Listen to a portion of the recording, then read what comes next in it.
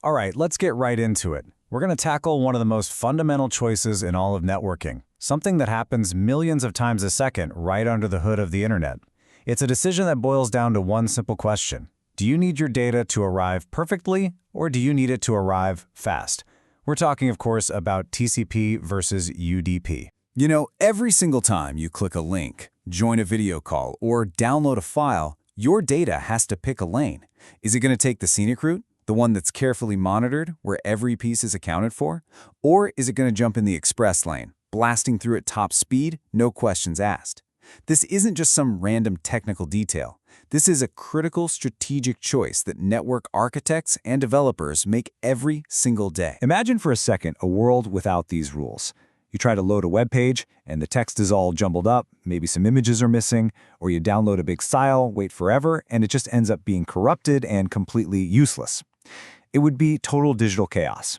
And that's exactly the problem these protocols are designed to solve. So first up, let's talk about TCP, the protocol that values reliability above all else. If you're studying for your Network Plus or CCNA, you know this is the big one. TCP is the meticulous, careful planner of the networking world. It's for when you absolutely positively have to make sure every single bit of data gets where it's going, intact and in order. TCP stands for Transmission Control Protocol. Now, its official definition, straight from RFC 79.3, is packed with keywords you gotta know. The first is connection-oriented. This means it sets up a dedicated, formal connection before a single byte of user data is sent. It's like making a phone call and waiting for the other person to say hello before you start talking.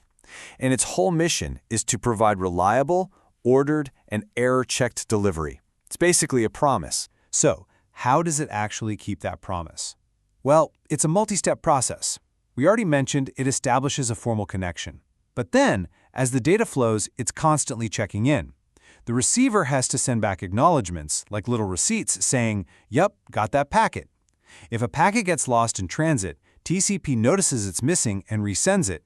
And crucially, it makes sure all those packets are put back together in the correct sequence on the other end. It's a very thorough system. And that whole process, that formal connection, it all begins with something called the three-way handshake. Honestly, if you're working in IT, this is one of those concepts you just have to know inside and out. It's the polite digital introduction that kicks off every single TCP session. Here's how that dance works. First, your computer, the sender, sends a packet with a flag called SYN. That's short for synchronize. It's basically knocking on the server's door saying, "Hey, I'd like to open a connection." The server, if it's listening, sends back a SYN ACK. That's it saying, "I hear you, and I also agree to connect." Then, your computer sends one final ACK or acknowledgement, which says, "Perfect, the connection is established." Only after all three of those steps are complete does the actual data transfer begin. Okay, but all that handshaking, all that acknowledging, it takes time. It adds overhead. So what if you don't really need all that certainty? What if what you really truly need is just raw, blistering speed? Well, for that, we jump over to the express lane, UDP. UDP is the User Datagram Protocol, and its design philosophy, outlined back in RFC 768, is the total opposite of TCP's. It's connectionless. It doesn't bother with a handshake at all. It's built for one thing and one thing only: blasting data from point A to point B with as little delay as possible. This gives UDP its perfect nickname, the Fire and Forget Protocol. Seriously, it's the best way to think about it.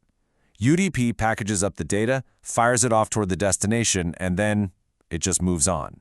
It doesn't wait around to see if it got there, if it arrived in one piece, or if it got mixed up.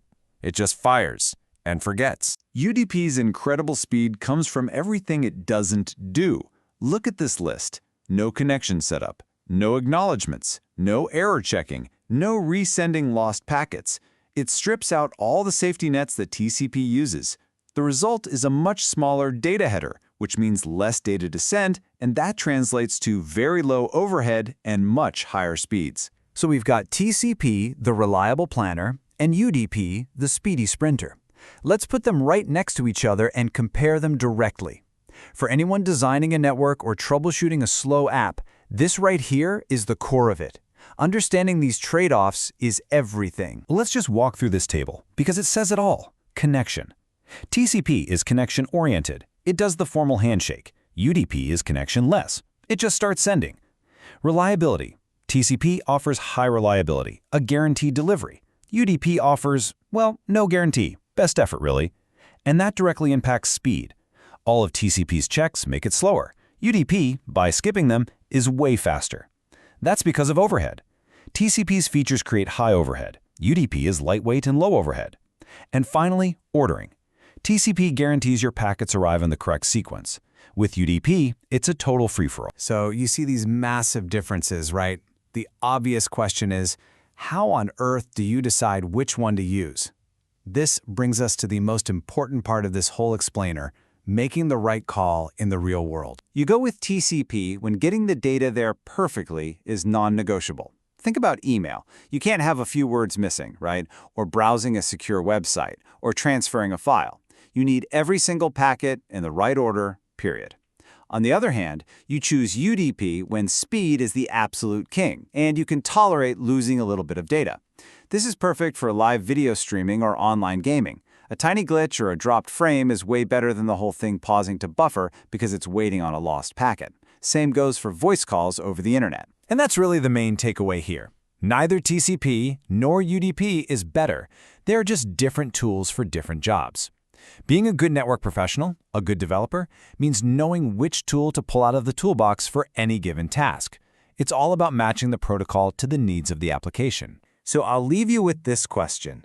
The next time you're building an application, or even just troubleshooting why something feels slow, ask yourself, does this need the reliable route, or can it take the express lane? Because picking the right path between TCP and UDP is often the secret to creating an amazing, responsive user experience. Hope this helped clear things up. Thanks for watching.